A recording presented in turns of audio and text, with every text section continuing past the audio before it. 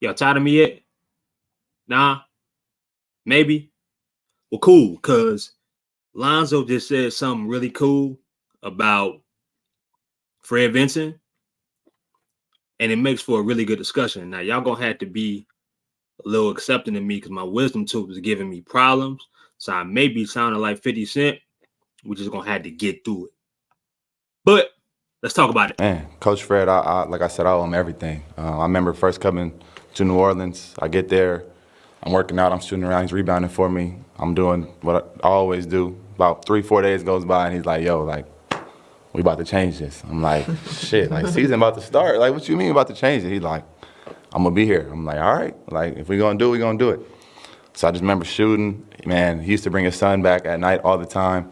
He would be in there running around. But I respect him so much just because, you know, people have families, bro. The episode of In Space, I'm your host, Chris Connor. Shout out to all the good people, man, from DraftKings Sportsbook to Jägermeister to Birdsall Law Firm that support us, show us love. And shout out to y'all, man. I've been putting together a lot of stuff as of late. I'm just trying to stay active, trying to stay busy while, you know, I feel creative because once the season starts, it's going to be a little crazy. And it's going to be a lot of, you know, time management is going to be key for all of us as fans, as creators. So shout out to y'all that during this dead space who just keep popping up. And all the other people on the network is putting out stuff. Me and Lito cooking up something tonight. Propels Talk just put out something. Probably be recording with them tonight as well. Just had a show with 5 the other day. If you didn't get a chance, check it out. Please go do it. He got something on the way. Chaz just dropped a fire show. You know what I'm saying? So, and I know typically my intro was my intro, which is... You must know that first. Can't nothing and nobody fade what we trying to do and what we about to do.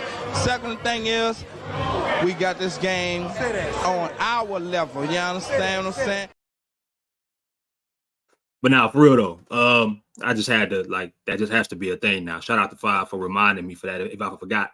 But let me stop rambling. Let's get into it. So the video that I pulled up for you guys to listen to or to watch was from a recent podcast appearance that Lonzo Ball had with Trae Young on his show.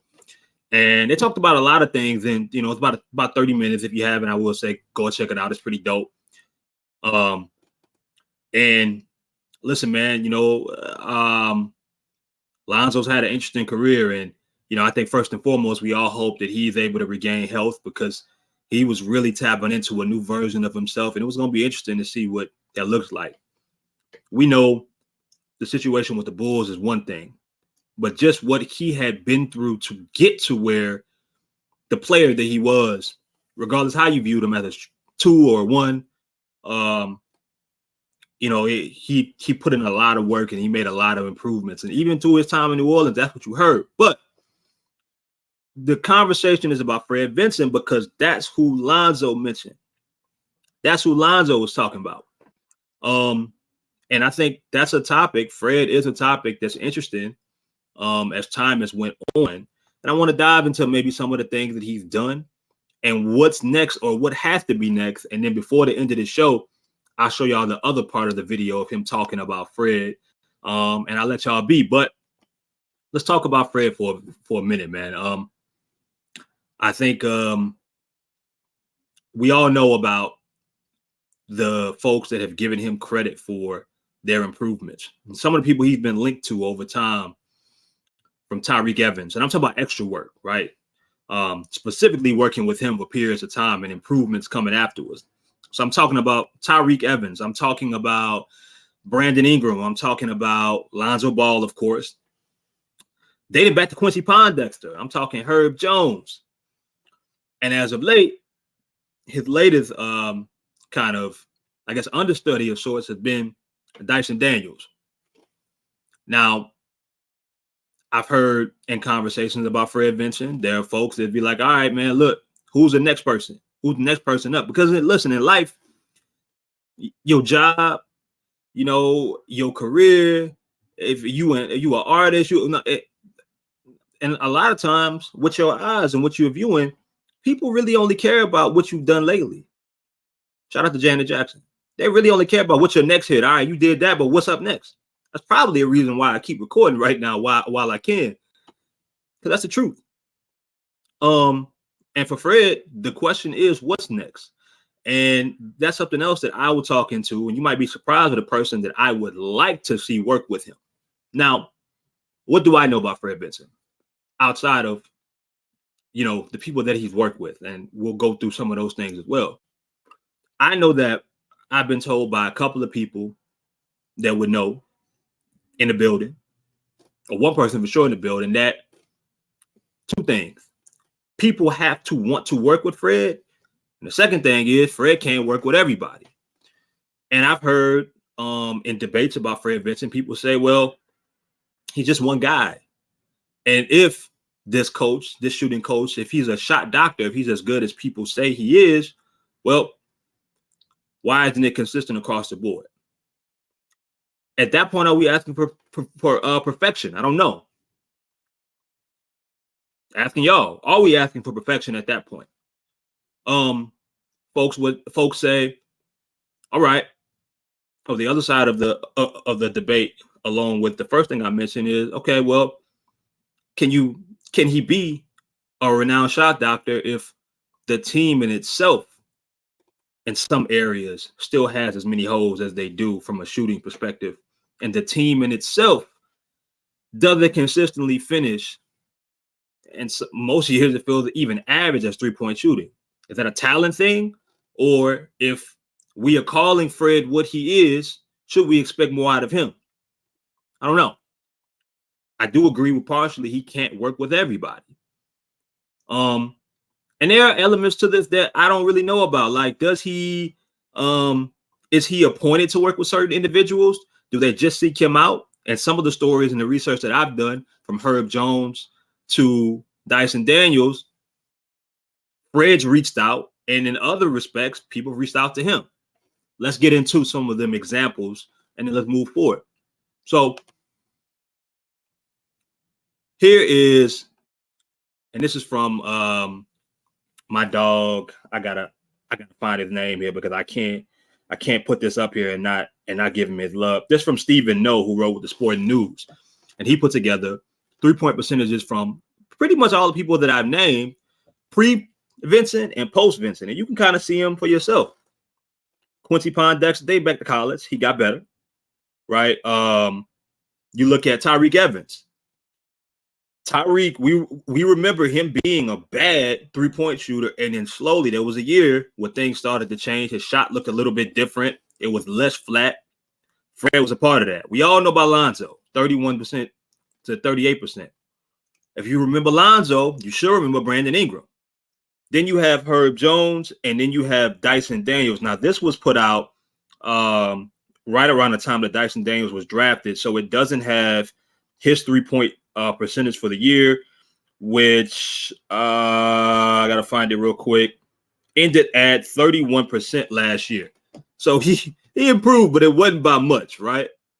Now, what are some of the details in which he worked on with some of these people? Well, for Herb, it was squaring his base up. This is from Christian Clark. Shout out to CC. Shout out to Christian, where he put an article about Fred Vincent being a shot doctor, I believe, last season. And with Herb, it was Herb squaring the base up, not turning his body and being more balanced, where he was bringing a position in the basketball. For BI, it was a lot of stuff that Brandon already knew. It was repetition, and it was reminders. And then you remember, like, which was awesome if you think about, changes made helped Ingram make more 3-pointers in his first season than he did in his 3 seasons with the Lakers. Those are improvements. Those are major improvements. And Lonzo is Lonzo. There's no question there. So it's clear that this brother has a gift. But we do have to ask what's next.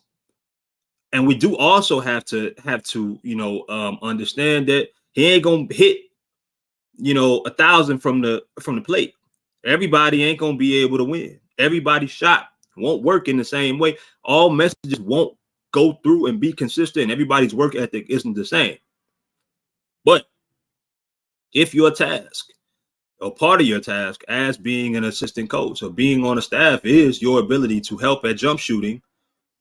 The improvements have to continue. So now people are going to ask, okay, well, why did Herb Jones stay the same, pretty much identical year 1 to year 2? Jackson Hayes, why didn't that leap? We saw him start taking threes and thought it would be a part of his game regularly. That didn't work. Is that on Jackson? Is that on Fred? These are all questions that I have. And I want you guys to help me with if you can. A question about maybe Jose Alvarado, who we know is always working. What about Zion? Why isn't Brandon Ingram taking more volume, more pull-up threes? Is that something Fred could be working with?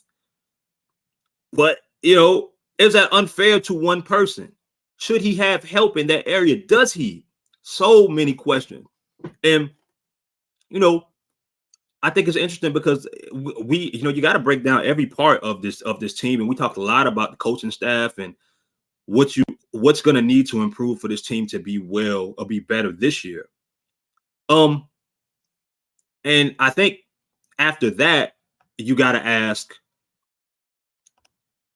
what's next, right? What needs to be next? Forget who's gone, who's physically there, all of the people that you have, that you have questions about that are, maybe Kyra Lewis is one of those guys. I mean, who knows? But who needs to be his next understudy that hits, that makes a large jump? Most people would say Dyson Daniels. I wouldn't. Partially, I think that with Dyson is going to come naturally. And I think it does need to happen.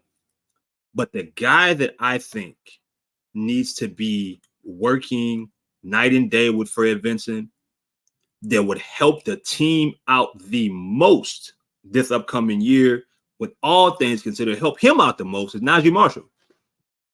I did a show with Chaz recently about Najee being the X factor. And we talked about how Najee, a dude that, Chaz compared him to Bruce Brown.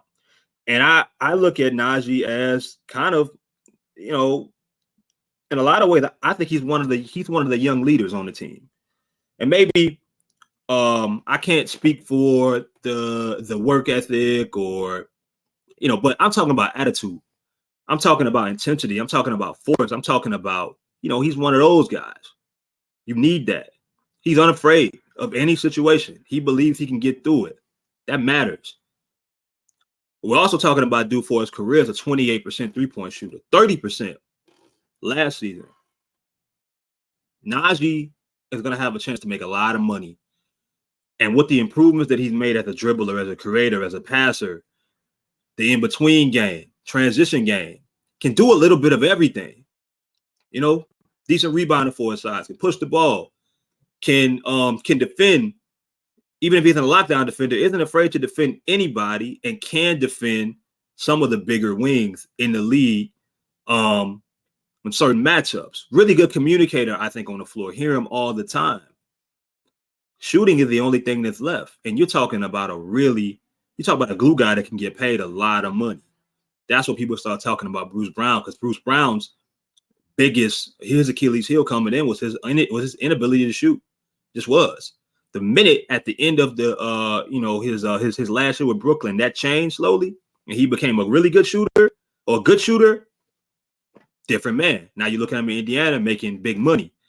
I'm not saying Najee's going to make Bruce Brown kind of money, but if this team is able to win, I think Najee could be a big part of that. And you know what he brings, the intensity, he's going to can play a multitude of positions. And when guys go out, he's one of the people that they look at.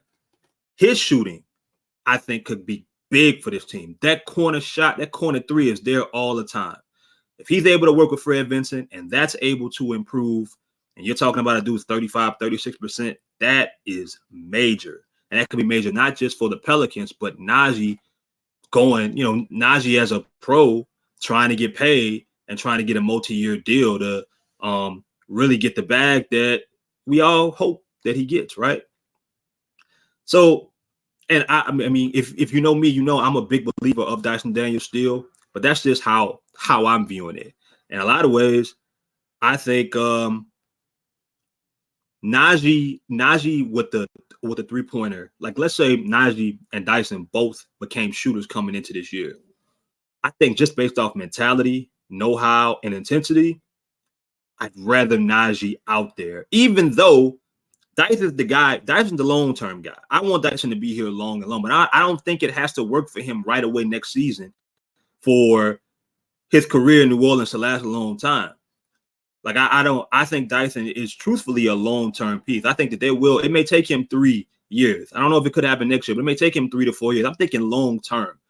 If I'm thinking about winning, if I can't devote a 25, 30 minutes to Dyson, which I don't believe you can, and I'm not saying he should sit on the bench, I think Najee could be a better weapon with a jumper, with an improved jumper than even Dyson could, because Dyson does so many other things defensively, rebounding, blocking. You can still feel an impact for him athletically. He's a better athlete than Najee.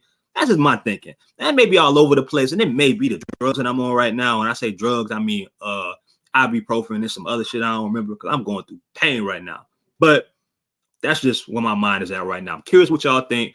Who would you want Fred Vinson's next client to be? And let me ask you this.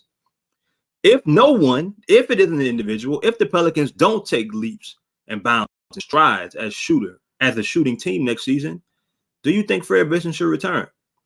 Because I heard some interesting things this offseason about Fred's future. I don't know what it means, but this was a dude that was, some people thought was going to be in line to get a high-ranking assistant coach position in the league and maybe, have a chance to be a head coach based off his ability to relate with players, the relationships that he's built there, and the resume alone with changing shots. But I think, as always, people want more. And this is a production league, man. So we'll see how that goes. I'm going to give you guys a word from my sponsor, and then we're going to finish the end of that Lonzo video, and I'll holler at y'all. With the NFL season right around the corner, nonstop football action is in sight. You can get in on the action with DraftKings Sportsbook, an official sports betting partner of the NFL. Right now, new customers can bet just $5 and score $200 in bonus bets instantly. Nobody's missing out on the action this season. All DraftKings customers can take advantage of 2 new offers every game day this September. Life's more fun when you're in on the action. Download the DraftKings Sportsbook app before kickoff. Use code BOOT to get $200 in bonus bets instantly when you just bet $5 on any NFL bet. Only on DraftKings Sportsbook with code BOOT. The crown is yours. Yeah, so shout out to our in-house bill collector, and Justin. We appreciate you, bro. Here's part 2 of the Lonzo video, and I'm gonna get y'all out of here. This is Lonzo talking about Fred Vinson. Shout out to everybody that's been posting it. Rail, Propels Talk, Pelicans League. I've seen a few others as well. I respect him so much is because, people have families, bro, at the end of the day. And for you to give me that time, no extra charge or nothing like that, you just come in there to help me out, that means a lot to me. Yeah. So I can't tell you how many nights he helped BI too as well. We was in there every night, man, just shooting. And it started off weird because it was just the first 2 weeks, I'm like, man, fuck this. I'm about to just go back. But it's just nah, just stay with it. Yeah. And then, repetition, picks up with timing, and then it locks in. So a lot of shout out to Fred Vinson for sure. Absolutely. Shout out to Zoe. Shout out to Trey Young. Get healthy, brother. Hope to see you back soon. That's the end of our show here, man. Appreciate y'all for, as always, like, comment, subscribe, share with your people, people. Get in the comments, talk shit, don't talk shit. Once again, got something fun coming out with 5 real soon. That's a little crazy. It might be. I'm just going to end the show. Don't worry about it.